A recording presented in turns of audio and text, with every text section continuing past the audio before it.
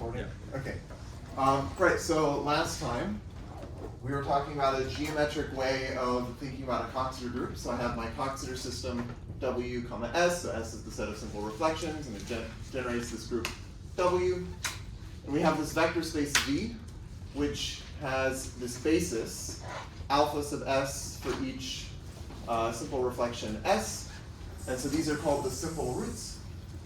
And I have this bilinear form that we're defining on this space V. And it's defined by saying that alpha S bar alpha S prime is the negative of the cosine of pi over m of S prime. Remember, this m is this number that's being used to define the relations in the Coxeter group. And then you can extend this using bilinearity to get a bilinear form on the entire space V. And then I said we can define this representation sigma. So basically sigma sub W should be acting on a vector beta in the space V. And really I'm just going to write W beta just instead of sigma sub W of beta, but it's the same thing. And this is where we have it's this beta minus 2, in this bilinear form, alpha S bar beta times alpha S. And then, now that we have this way of allowing the Coxeter group W to act on the space V, we can define this root system, phi, which is the set of, it's the orbit of the set of simple roots under the action of W. Okay. And then last time at the very end I was saying we have the dual space V star, which is just the set of linear functionals defined on the space V. Okay. So, okay, let's see, where am I?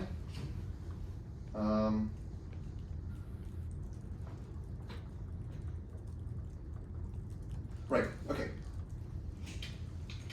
And we have this, I guess I should say also this pairing, which is just defined by, so for,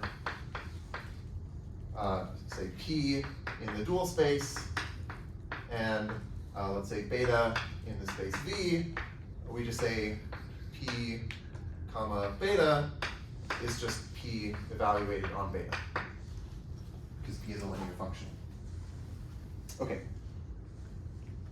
So now, if I take some beta in my space V, I can look at basically the hyperplane orthogonal to it, but this is going to live in the dual space.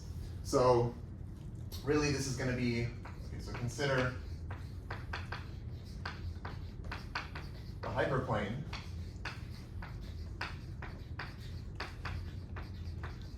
which I'll call H beta. And this will be the set of linear functionals P and V star that evaluate to 0 on beta. So P of beta is 0. So this is some hyperplane inside of the dual space. Maybe I should say this is contained in V star.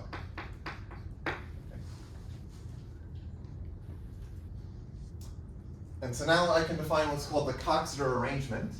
So the Coxeter arrangement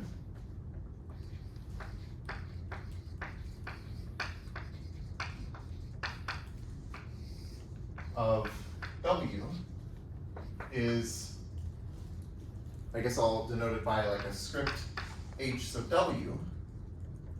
And this will be the set of all of these hyperplanes H beta, where beta is a root. So H beta such that beta is in the root system V. Okay. So this is some set of hyperplanes in the dual space V star, so it's some hyperplane arrangement. And in the case when we have the symmetric group, this is what I was calling the braid arrangement before. So if you remember, I was denoting it by like script H sub Sn.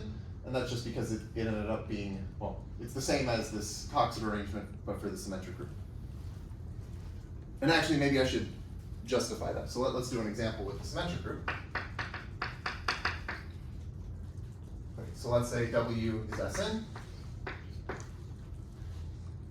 So in this case, I want to let V be the set of points gamma 1 through gamma n in Rn,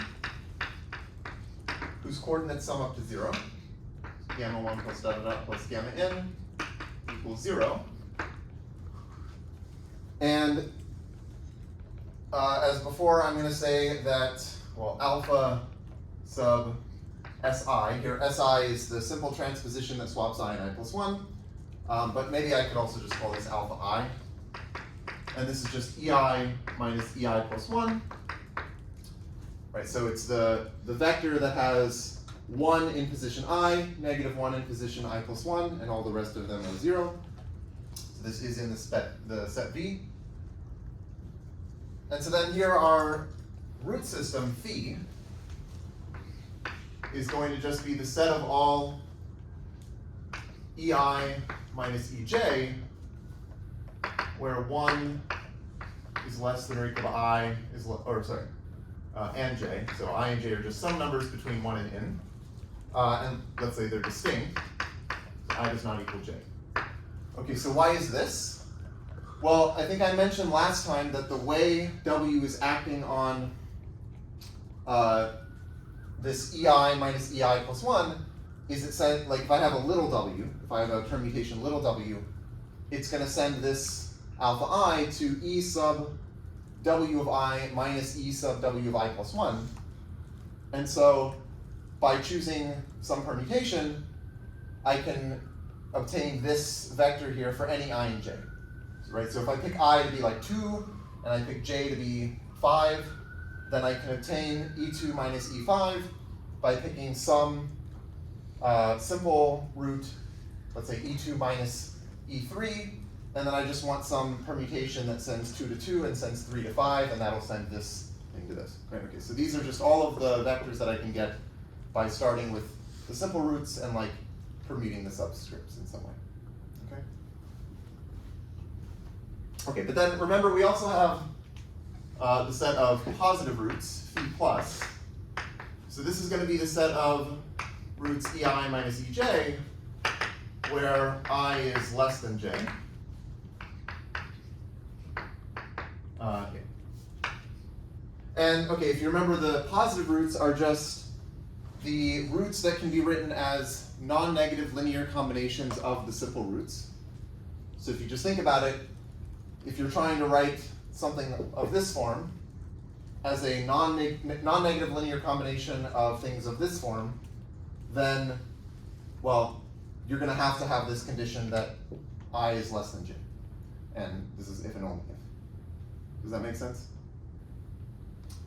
And then similarly, phi minus, so this is the set of negative roots, this is just the set of EI minus EJ, such that, well, maybe I'll write it as EJ minus EI, where I is less than J. Okay. So just the negatives of the positive roots. Yes? Can you define those maps like sigma sub W? Shouldn't that be sigma sub S because that's like sig for the... Oh, sorry, yes. Yeah, you're totally right. Okay, so yeah, this should have been sigma sub S. This is S beta. And then there was this result saying that we can extend this to a representation of the entire group. But yeah, thank you. That's right, because I have an S there. Okay.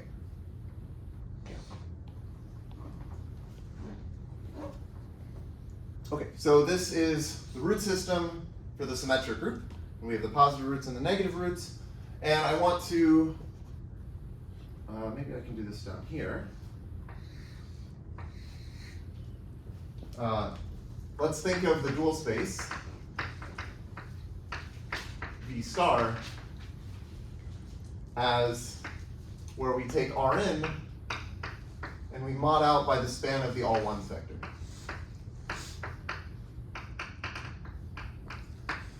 So basically, if you just think about like what is a linear functional on the space V, well, okay, you end up finding that you want some, oh sorry, this should be Rn. You want some linear functional on Rn, except you can mod out by like the span of the all ones vector because like the all ones vector is going to evaluate to 0 on this. Right, so the way that, if I think of a vector in V star, I think of it as like a point in Rn, but it is a linear functional by taking the dot product. And so what does it mean to say that the dot product of some vector in V star with this is 0? Well, if the, like, I guess I should just say, if you take the all ones vector and you dot product it with this, with some gamma in V, you're going to get 0 because this is the dot product. It's just the sum of the coordinates. So that's why you're modding out by the span of the all ones vector, because those are the things that evaluate to 0 here. Okay. Okay, so maybe I'll just write out explicitly where, like, if we have a vector x1 through xn, this is in V star, and we're pairing it in that way with a vector gamma 1 through gamma n. This is just the dot product x1 gamma 1 plus dot dot dot. Okay, let's see. X1 gamma 1 plus dot dot dot plus x n gamma n.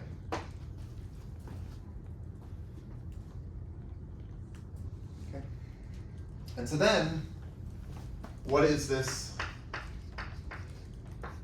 hyperplane H sub EI minus EJ?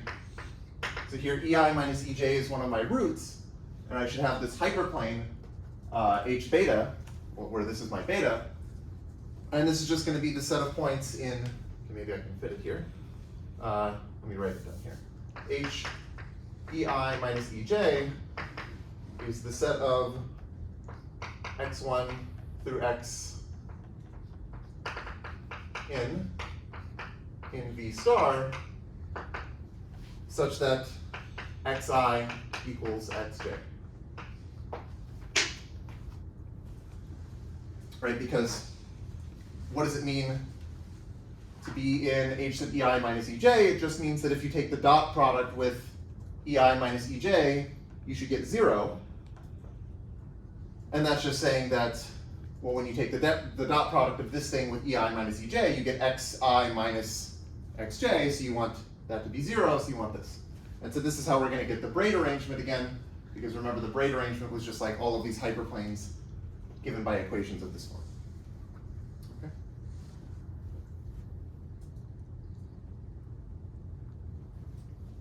Okay. Let me do another example. So this is going to be where W is the hyperoctahedral group Bn, which I haven't really talked so much about, but I think at one point I listed all of the finite irreducible Coxeter groups. The first one was like the symmetric groups, and then there was this Bn. I'll just remind you that the way you define this as a Coxeter group is you have, well, you have like a Coxeter graph that looks like this, where, let's say this is S0, S1, S2, dot, dot, dot, Sn minus 1. And all of the edges are labeled by 3s, which means that I write them using invisible ink, except this one is a 4. So the only difference between this and the symmetric group is that like there's this extra 4 edge label over there. Which is saying that like when I have this number m of S0, S1, that's 4. Okay. So in this case, I'm going to let my space V be Rn. And my roots, so I'm going to have my root system phi, which is going to be the set of vectors of the form plus or minus EI, plus or minus EJ. And these plus minuses don't have to be the same. It could be plus EI minus EJ, such that 1 is less than or equal to I, less than J, less than or equal to N. But also I want to include the vectors plus or minus EI for 1 less than or equal to I, less than or equal to N. Okay, so this ends up being the root system that you get.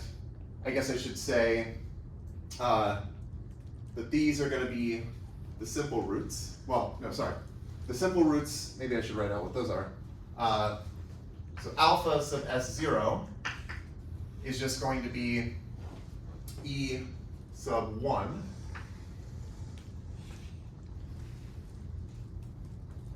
Okay. And then, like for other I, alpha sub Si is what we would have from before, from the symmetric group. It's going to be EI minus EJ, or sorry, minus EI plus 1. Whenever 1 is less than or equal to I is less than or equal to n minus 1. Okay. And then this just ends up being the root system.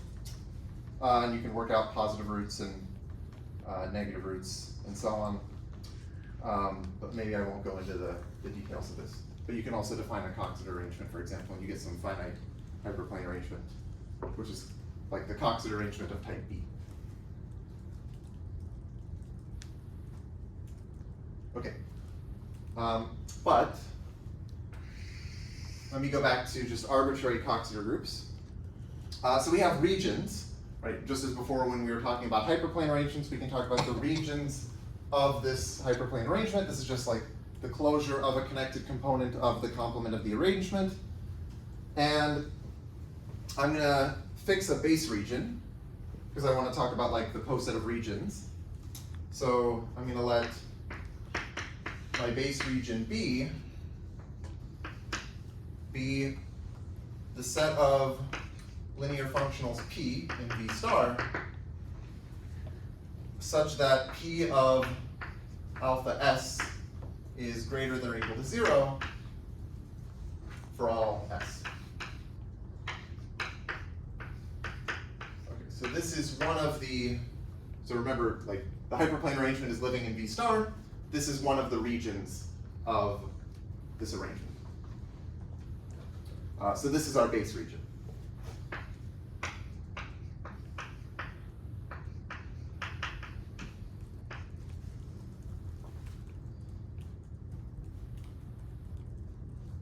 Okay. I should also mention that there's an action. So there is an action of the Coxeter group W on V star, right? So earlier I was defining this action of W on the vector space V, but there's also an action on V star, and it satisfying,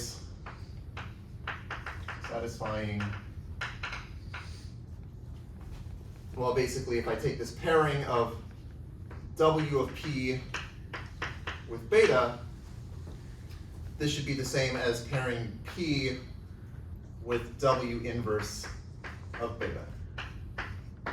Okay, so the point is that you can trust me that this is a well-defined action, and this defines it because if I want to know like what is W applied to, maybe I should yeah, do I want to have okay, maybe I don't want the parentheses. I'll just do this.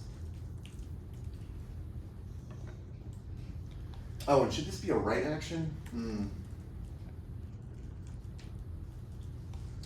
I wrote it as a left action, but now I'm wondering if I want it to be a... So like if I do, let me just check this.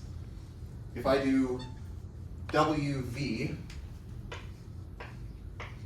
applied to P, and then I do beta, this should be, if this is going to be an action, this should be P with V inverse W inverse beta, but I also want this to be the same as like, oh, I'm getting confused. Maybe I want this, I don't know. I feel like this should be a right action, but. Should one of the inverses be on the right or something like this? Because like a left action, like W should be the same thing as like a right action. That's what I'm thinking. Yeah, so maybe if this is a W inverse on the left, then I want to have the W on the right. Yeah. Yeah, okay. That was what was confusing me. I think I just wrote it wrong. So I think I want it to be this. But this is a right action. So there is a right action. And the point is that this defines the action, because if I want to know, well, what is PW, so W acting on P, this should be some linear functional, so I just need to know what does it do to every vector beta. So that's what this is. So if I can define this, then I'm good. But this is already defined because I already have the action of W on the space V, so I already know how to do this, and then I can just evaluate P on that vector. Okay.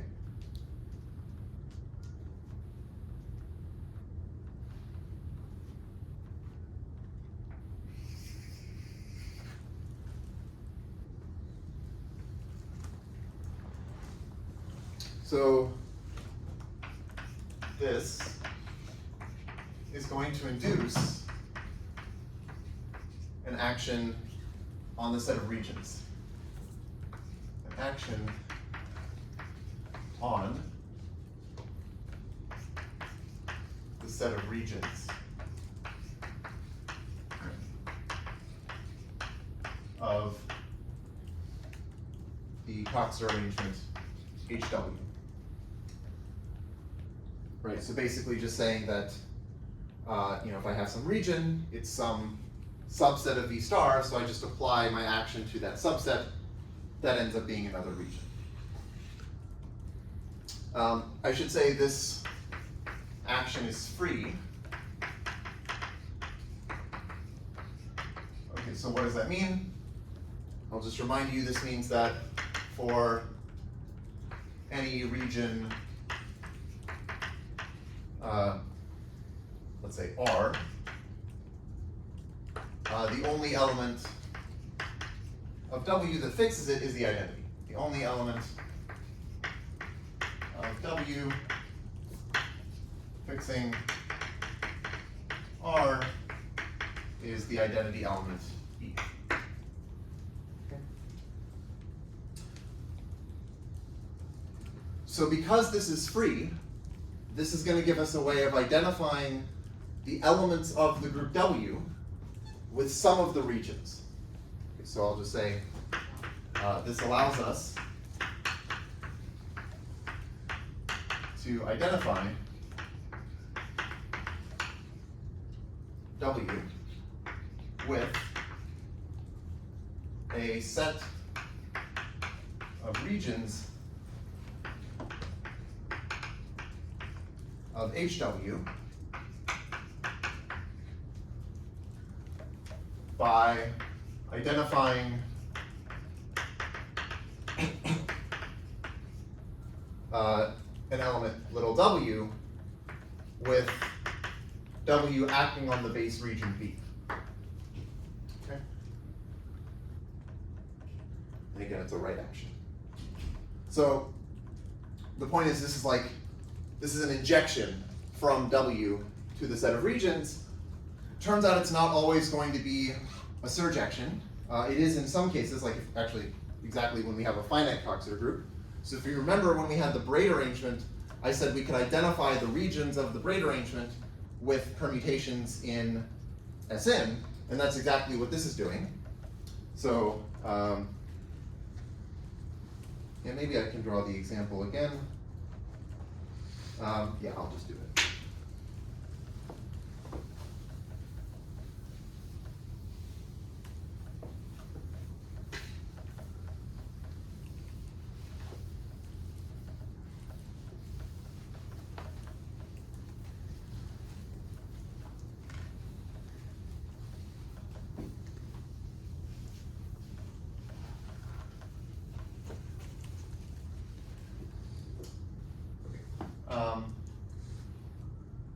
Right, so the example was I have my braid arrangement for S3, which has these three hyperplanes, and then I had the root system. Okay, let me, now, you should realize that like V is one space and V star is another space. but in this picture I'm going to kind of superimpose them so we imagine it's sort of like the same space, but they're not really the same space. But here I might have, like, let me use yellow. Okay, let's see, I have E3 minus E2 right here. And then here I'll have E3 minus E1. Here I'll have E2 minus E1. And these are my positive roots. And then maybe I'll draw the negative roots in another color. So say green. So I'll have these vectors here, which should be the opposites of these. So this is E1 minus E2. This one should be E1 minus E3. This one should be E2 minus E3. So up here, these three are the positive roots. Or sorry, wait, no. Oh, no, these are the negative roots. Okay. Yeah, these are the negative roots. These are the positive roots. Although I guess I flipped, like, okay. The negative roots are on the top and the positive roots are on the bottom, but whatever. And so this hyperplane here is the hyperplane orthogonal to E1 minus E3. You should imagine that the colored vectors live in V, and the white hyperplanes are living in V star. So this is my H sub E1 minus E3. And this hyperplane is orthogonal to E2 minus E3. And this hyperplane is orthogonal to E1 minus E2. And then I can identify these 6 regions with the 6 permutations of size 3. So this, I would identify, yeah, okay, so I think I want to identify this one with 1, 2, 3, which is the identity. So that should be my base region. And let me see if that,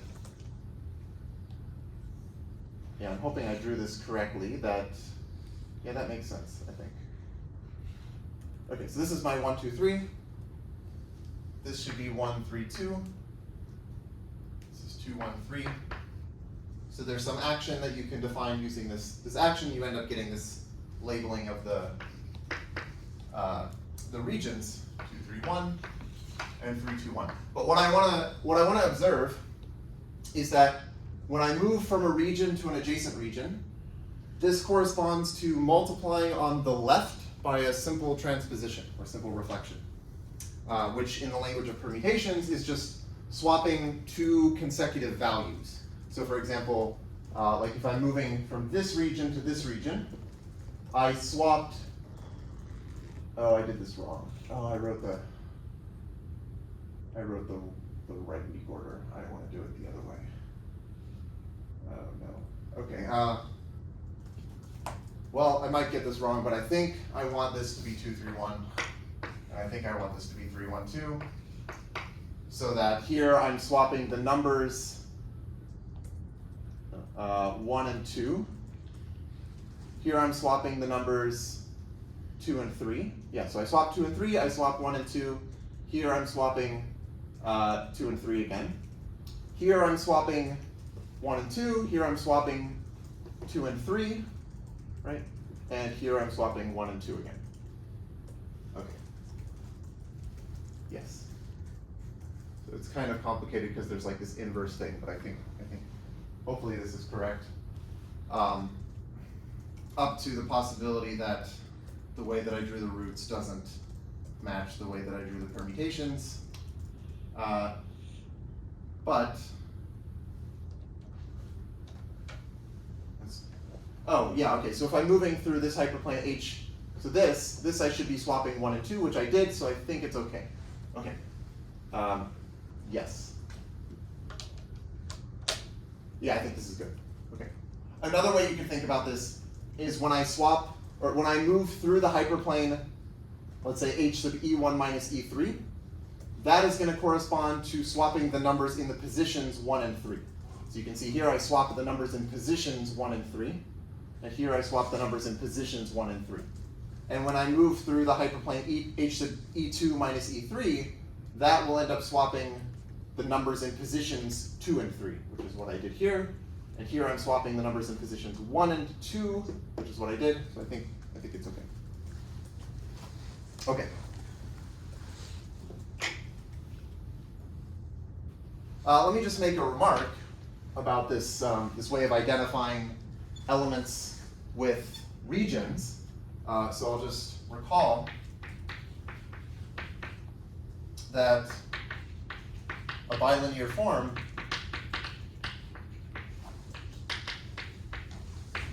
is called, let's say it's a bilinear form B, is positive definite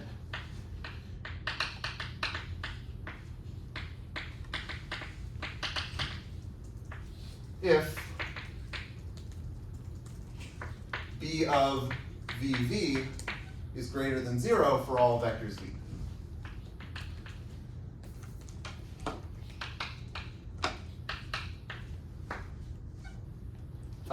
For all non-zero, B of 0, 0 should be 0. And so the remark is just that my Coxeter group W is finite if and only if my bilinear form that I've defined is positive definite. So when you have a finite Coxeter group, this will sort of allow nice things to happen, like the fact that there is a one-to-one correspondence between the regions and the elements of the group. Right here, like we have 6 regions, we have 6 elements of the group. It's a one-to-one correspondence. So I'll just say, let me add that. So when W is finite,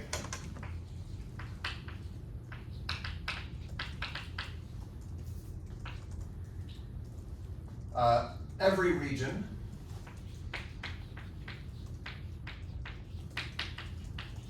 is identified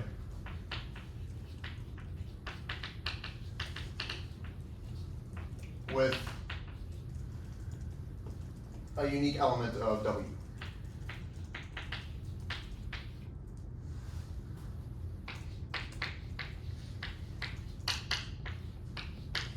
But this is not true for infinite Coxeter groups.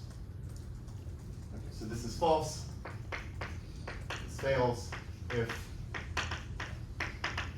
W is infinite. So let me show an example of this.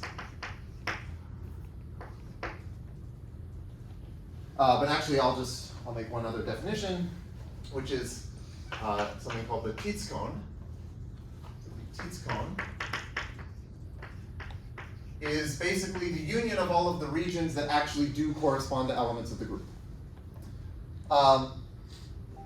So this is the union over all elements of the group of the region corresponding to that element. And this ends up being an actual cone in the space. Okay? Okay, so now let me give an example. Let's take the group, which is the infinite dihedral group. It's sometimes called I2 of infinity. And if I write out the Coxeter diagram, it has 2 simple reflections. Let's call them R and S.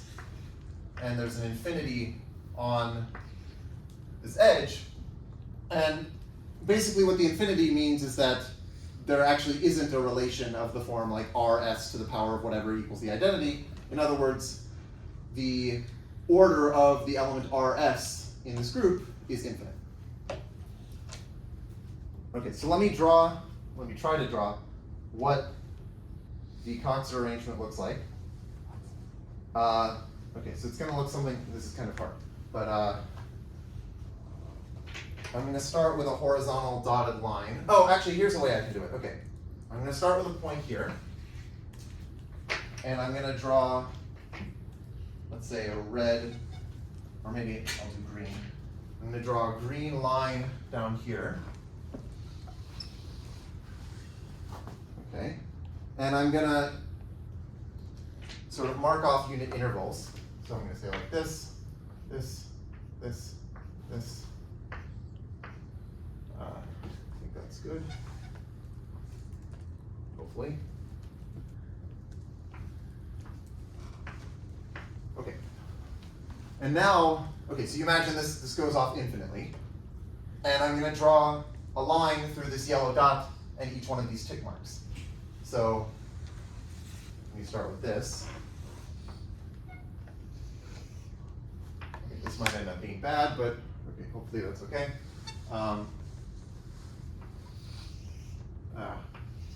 That already was bad, but okay, there. This is not this is not good. Like that, and something like that. These are supposed to be straight, but you know, I'm doing the best I can. Something like this. Okay, so you can imagine, I think last year I did this and I was much better. I think like, I had a really good drawing of this and now it's just. It was really good. Yeah, and now it's not. You Anyway. had board space last year. Yeah, well, I think, I don't know. I'm just joking. Okay, anyway, you have straight lines that are supposed to be, okay, let's see if I can draw one straight line. There. That's kind of straight. And it's this. Okay. And you imagine you have all these straight lines, so you get this infinite arrangement of lines in a two-dimensional space, and you can imagine that as you keep going out, these lines are going to sort of get closer and closer to the horizontal axis, but they're never actually going to reach there. So you sort of have this like dotted line. Wait, Mitchell, wasn't my drawing last year much better? Yes. Okay. Yeah.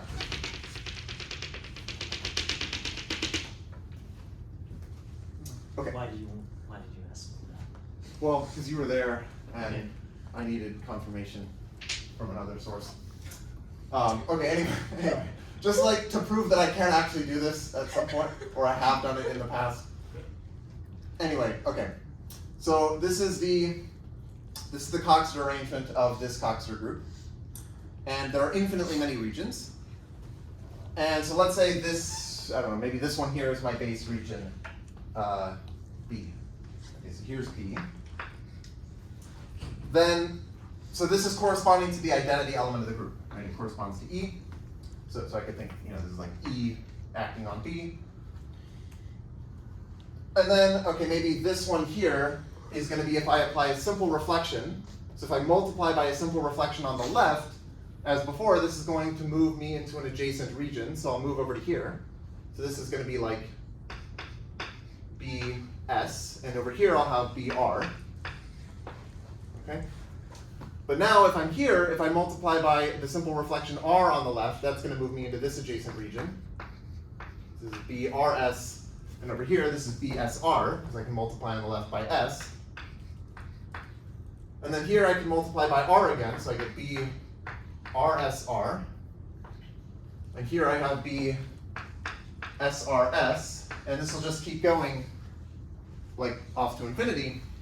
But you can notice that I'm never going to get to these regions up here. Like I have all these infinitely many regions up above this yellow dotted line, and I'm never going to be able to reach them if I'm just going like step by step down here. So in this case, the Tits cone is actually just the like everything below the yellow dotted line. Okay, well, together with the origin. It's the origin together with like the lower half plane below this yellow dotted line. Okay, so maybe I'll just write that.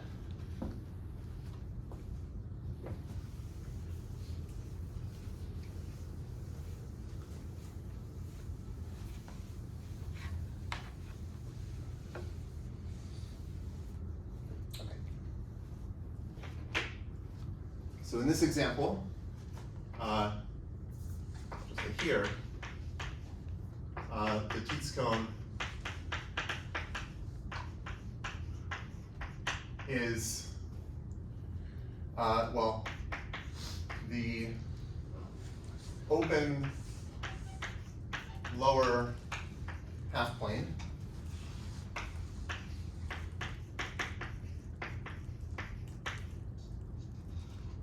together with the origin.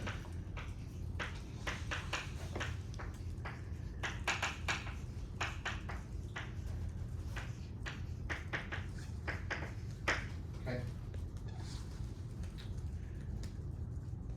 But, well, as you might know, I don't want to draw this picture when I want to think about this Coxeter group, because it's hard to draw it apparently. So actually I want to just focus on this green line, but all of the information of the group is encoded in this green line, because I could just say, let's identify the base region with this little interval here, and I'll identify BS with this little interval here, and BR is identified with this little interval. So this kind of gives a simplified way of thinking about this. We can visualize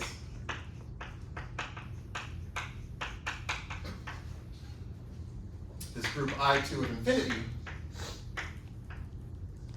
by identifying the elements with intervals of the green line.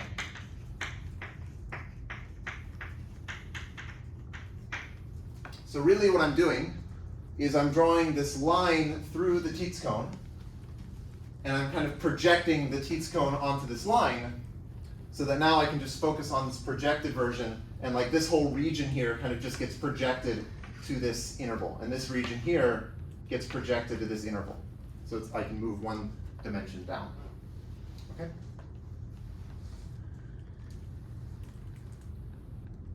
Okay. So now I want to do something similar and look at the affine symmetric group S3 tilde. So here's another example. So this is the group S3 tilde, which, if you remember, is the affine symmetric group. Maybe I should just remind you, like, how I defined this. I said this was, so this is like the group of permutations U, so U from Z to Z. It should be a bijection such that, well, it had two conditions. One of the conditions is just that U of I plus 3 equals U of I for all I, or sorry, U of I plus 3 for all I. And then there was also this condition that, and if I take U of 1 plus U of 2 plus U of 3, this should be 6. Okay, so in general, I defined the affine symmetric group Sn tilde, but in the special case where n is 3, it's this. So this is how you can think about it combinatorially, but we can also think about it geometrically. I'll also just remind you that the Coxeter group of this, well, for Sn tilde, it's going to be a cycle graph with n vertices. So here it's this. And let's say this is S0, S1, and S2. Those are my simple reflections. Okay, so let me see if I can try to draw this. What I want to do is, instead of drawing a three-dimensional picture, which would be even harder than this, and then projecting down to a two-dimensional plane, I'm just going to draw the two-dimensional plane. So it's like I'm going to sort of start with just the green thing, because that's going to be a two-dimensional thing here, and then that'll be easier to draw. So I don't know how well the green shows up, but we can try it. So if I do this, I actually end up just getting like a standard equilateral triangular grid that looks like this.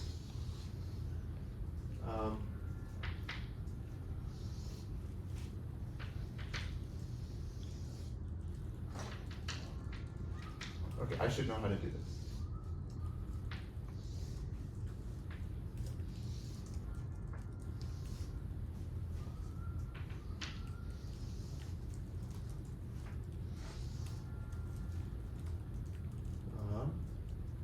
Maybe I don't need these.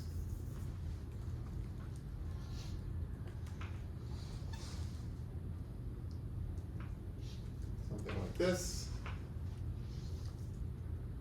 Okay, it's a bit, maybe it's okay in here. So okay, it's like a standard equilateral triangular grid.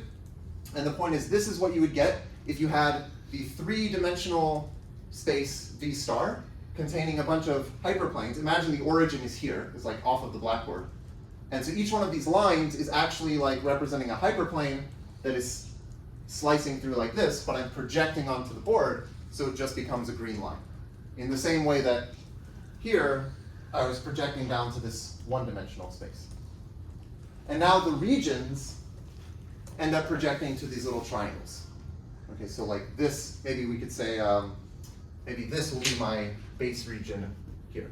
This is B. Okay?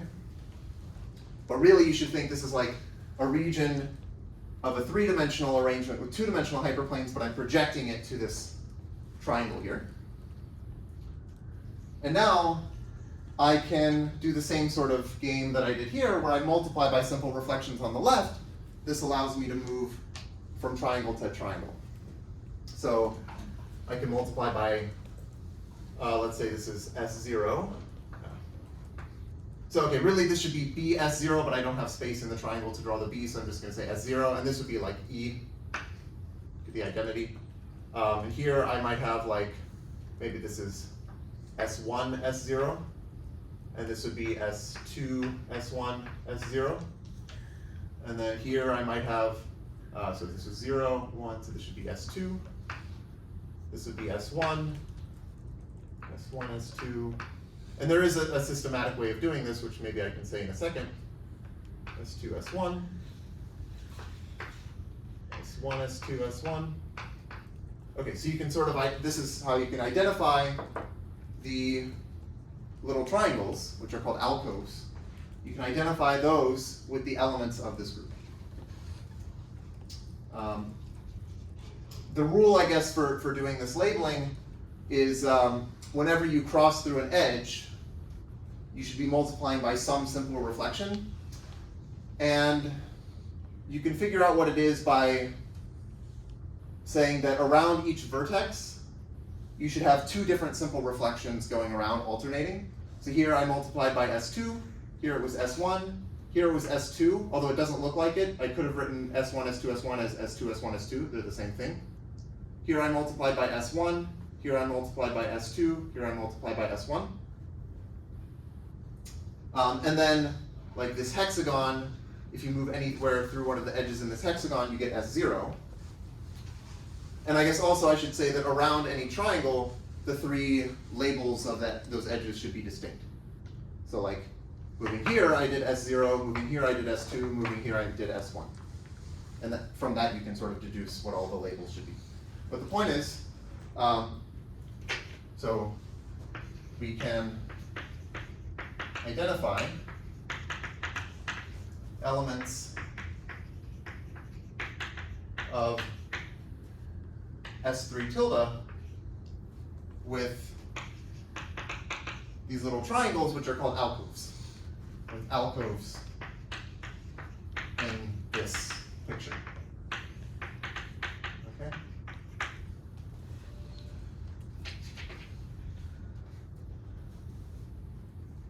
And this is pretty useful because it gives you a geometric way of thinking about this group. Like, a priori, I just said, okay, this is some group of bijections, and maybe it's kind of nice to think about it sometimes like this because it's combinatorial, but it's also nice to have this geometric picture in your head where it's just like the triangular grid. Okay. Any questions up to here?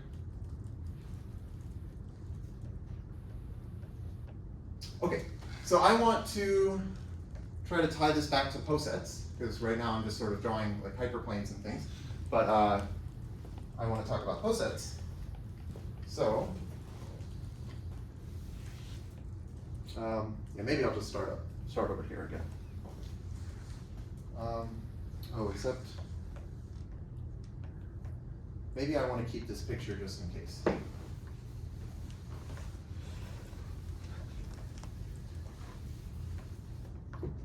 Just quarantine that off.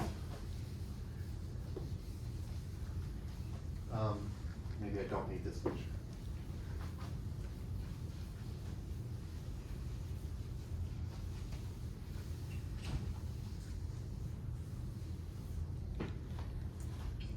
So,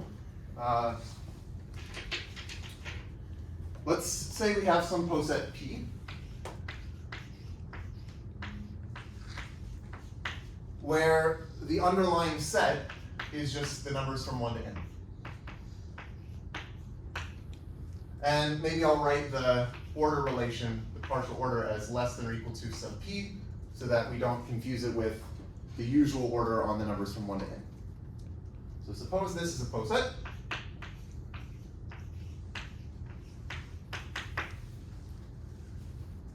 Well, I think I defined this in a p set and probably earlier in the class, but I'll define it again.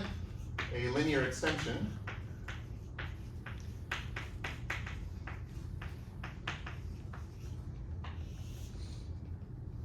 of P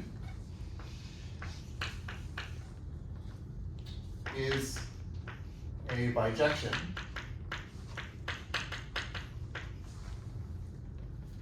let's say W going from P to bracket N such that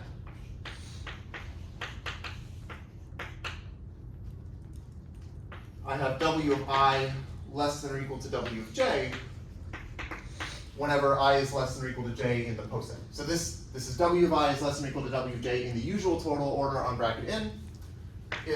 Whenever I is less than J, or less than or equal to J in this poset. So let me do a simple example. Let's say I take this poset here. So the boxes will represent like the elements of the poset. So this is the element 1. This box will be the element 2. And this box will be the element 3. And let's say this is my partial order on those 3 numbers. So there are 2 linear extensions of this poset, which I could think of as labelings of the poset. So one of them, let me do in orange, I guess, would be 1, 3, 2. So, okay, so the way I want to think about this is the function that sends the element 1 to the number 3. It sends the element 2 to the number 1, and it sends the element 3 to the number 2. So if I just think about this as a permutation, it sends 1 to 3, it sends 2 to 1, it sends 3 to 2. So this would be like, so maybe I'll say there's 3, 1, 2. That's one linear extension. And then there's also another linear extension, which is just, I guess I'll do it in blue. Again, this is 1, and now this is 3 here, and this is 2. So this would correspond to the permutation 2, 1, 3. Okay? So these are the linear extensions of this poset. Okay? But I want to think about the set of linear extensions geometrically, actually. So let me look at what the order relations of this poset are. So this poset,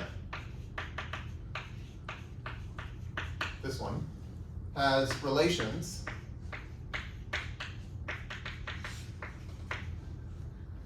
well, 2 is less than or equal to 1 in the poset. Right, 2 is less than or equal to 1. And 2 is less than or equal to 3.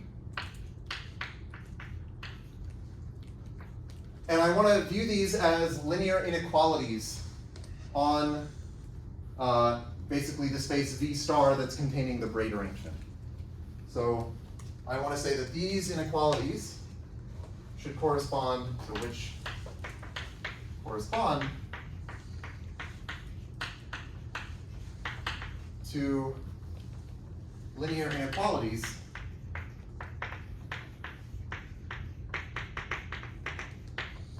let's say x2 is less than or equal to x1 and x2 is less than or equal to x3.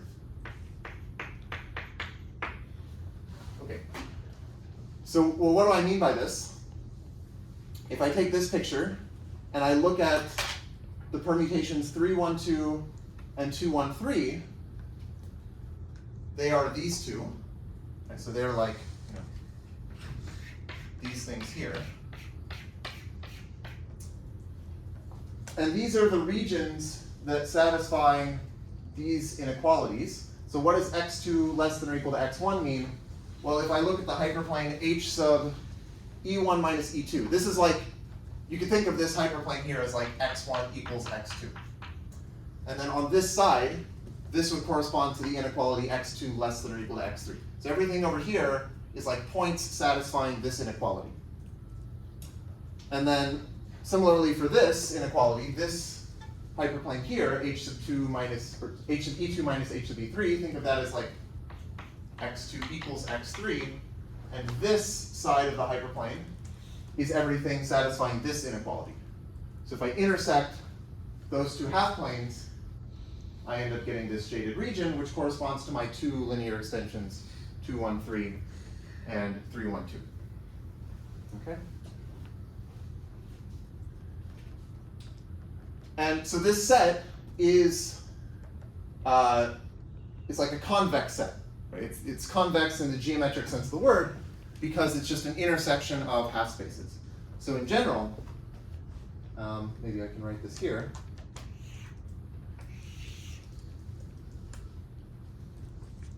So in general,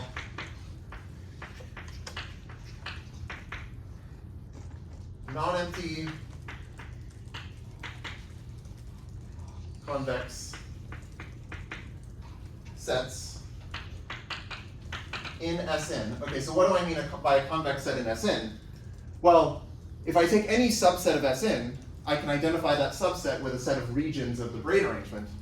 And I just want that set of regions, if I take the union of them, I want that to be convex. So here I would say that 3, 1, 2 and 2, 1, 3 form a convex set of permutations because if I look at the corresponding regions, the union of them is geometrically convex.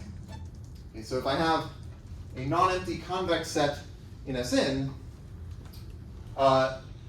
these are exactly the sets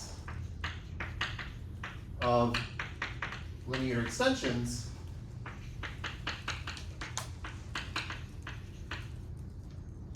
of partial orders on bracket n.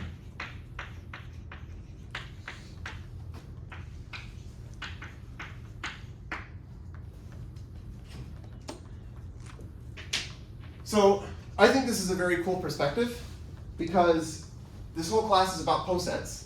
And this is basically saying that if you have any poset, let's say you have a finite poset. Okay, we've also talked about infinite posets. Let's forget about infinite posets for a second.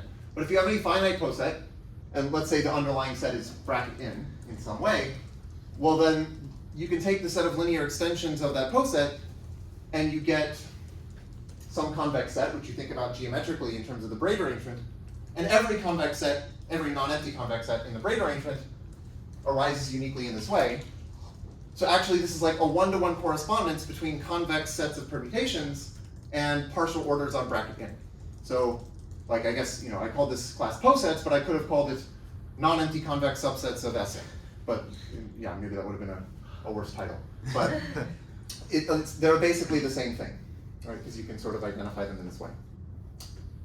Okay, but what I think is also very cool about this is that this gives us a natural way of generalizing the notion of a poset to other Coxeter groups. Because here I'm just talking about convex subsets of regions in the braid arrangement, but I could take any other Coxeter group and look at the Coxeter arrangement. And if I take convex sets, that should be some kind of analog of a poset. So, for example, so maybe I'll just write this explicitly. Thus, convex sets in Coxeter groups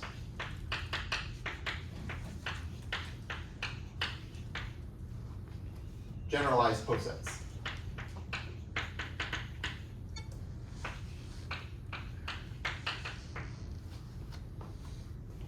So like I could come over here to S3 tilde, and I could say maybe I'll shade like some convex set. Maybe I'll just pick out like this set of regions here. That's some convex set. So I can think of that convex set as like an analog of a poset for the Coxeter group S3 tilde. So this set here is an analog of a poset in type S3 tilde. Okay, that should be a capital S.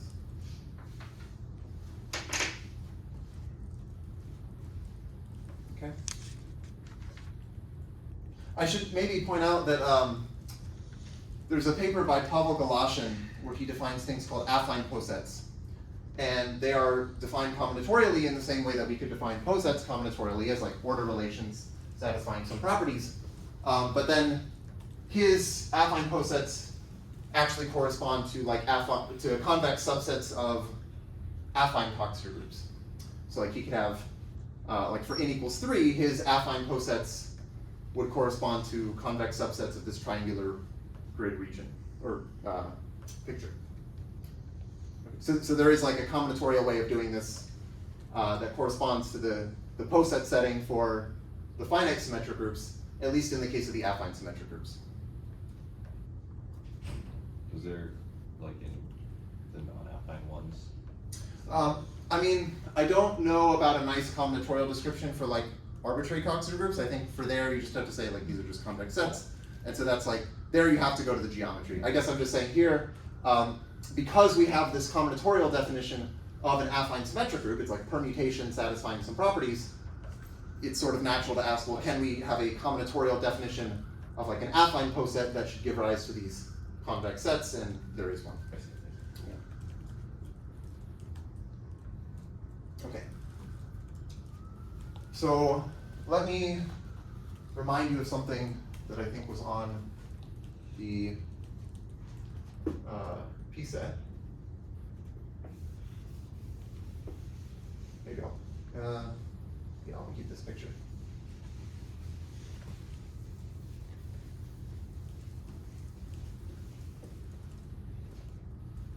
So if I have any, let's say let L be so I'm going to fix this convex subset of a Coxeter group W. And again, when I say convex subset of the group, I just mean it's a subset of the group such that if I look at the corresponding regions, the union of them is geometrically convex. And I'm using the letter L because this is supposed to be an analog of the set of linear extensions of a poset, but this is for any Coxeter group. So if I take some simple reflection S, I want to define this Bender-Knuth involution.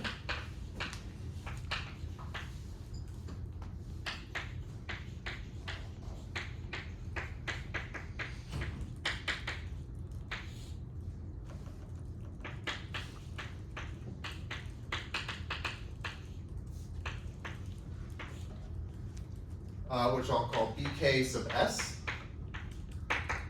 And this will go from L to L. And I'll define it by saying that BK sub S of an element W should be, well, I'm going to multiply by S on the left if doing so allows me to stay inside of the set L.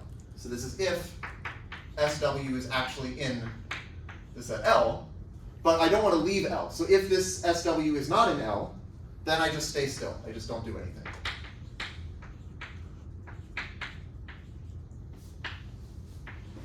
Okay. So I think I defined these on the first P set in the case of the symmetric group. I said you have the set of linear extensions of a poset, and you can define this Bender-Knuth involution, which I probably call BK sub I, which goes from linear extensions to linear extensions. And it's basically defined by saying that you should swap the labels I and I plus 1, which corresponds to multiplying by Si on the left, if swapping them gives you something that is still a linear extension. And then if it's not a linear extension, then you just do nothing.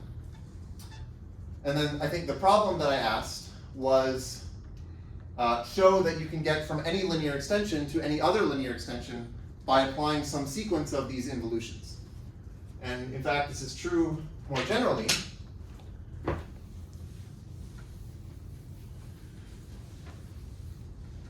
So this is, I think, a very good fact. Good fact. Any element of L can be obtained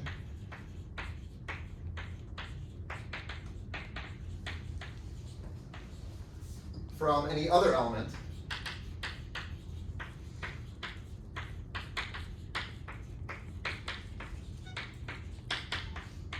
of L by applying these, so some sequence of these Bender-Knuth involutions.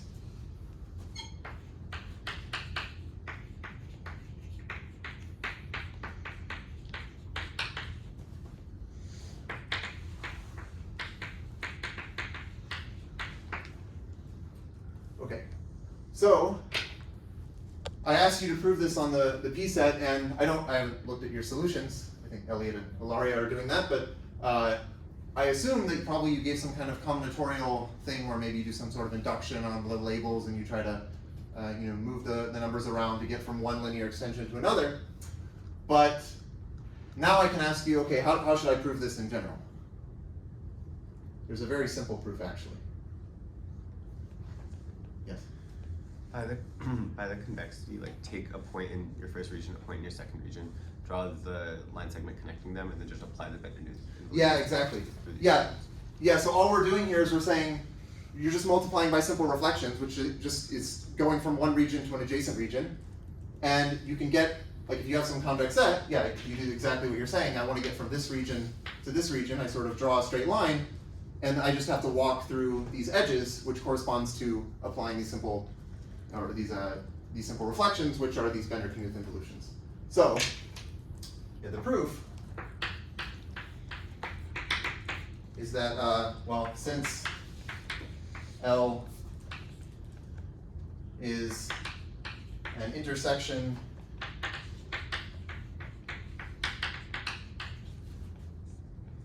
since L is convex, let's say,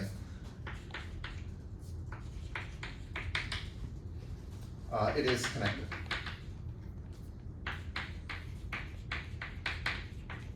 Okay, that's the proof. So I think this is cool because, this is just like a one-line proof of this thing that otherwise might be sort of complicated to prove combinatorially in terms of linear extensions, but actually now you can give a one-line proof, and this works for any Coxeter group, not just linear extensions of a poset in the symmetric group. So you could have written this on the P set, but it's also okay if you did it like combinatorially. Okay? Let's see.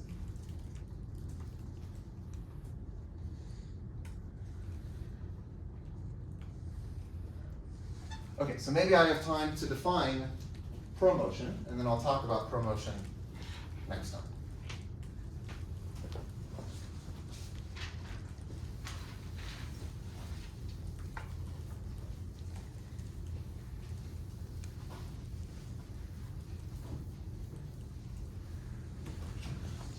Okay, so let's go back to the case of linear extensions of a poset.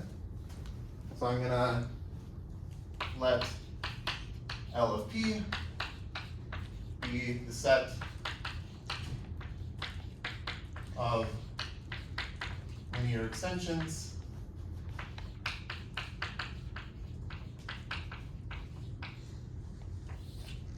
of a poset P.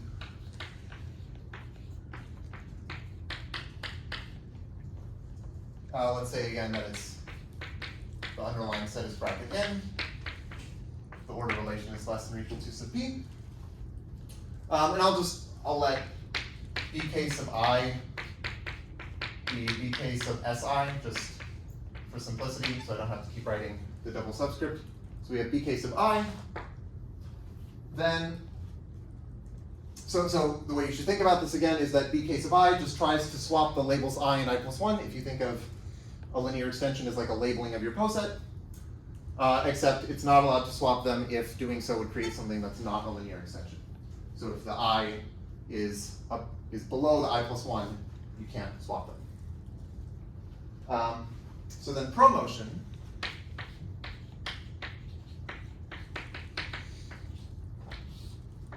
is the operator which I'll denote by pro. It goes from L of P to L of P, and it's defined by, well, it's what you get by just doing bk sub 1, and then you do bk sub 2, and so on, until eventually you do bk sub n minus 1. You just do these Bender-Knuth involutions in the order bk1, bk2, all the way to bk sub n minus 1. So this was originally introduced by Schutzenberger, and he was using it to study the Robinson-Shenstedt correspondence. I'll probably say more about this later. But this ends up being a really important operator in algebraic combinatorics. It has a lot of interesting properties and connections to various things. As I was saying, there's this thing called the Robinson-Shenstedt correspondence, and you can use promotion to understand it. I think also on the first day, I mentioned this result of Stanley saying that there's this really nice formula for the number of maximal chains in the weak order on Sn. And you can prove that using promotion. So this sort of shows up in a nice way there. But anyway, this shows up in a lot of places, and you can just define it very easily with these Bender-Knuth involutions. And later I'll talk, so maybe next time I'll talk about just thinking of this as a dynamical system, and we could do the same kind of thing that we did with row motion, where we try to look for examples where there's nice orbit structure. We can try to do that with promotion as well. I think, yeah, okay, so that's all.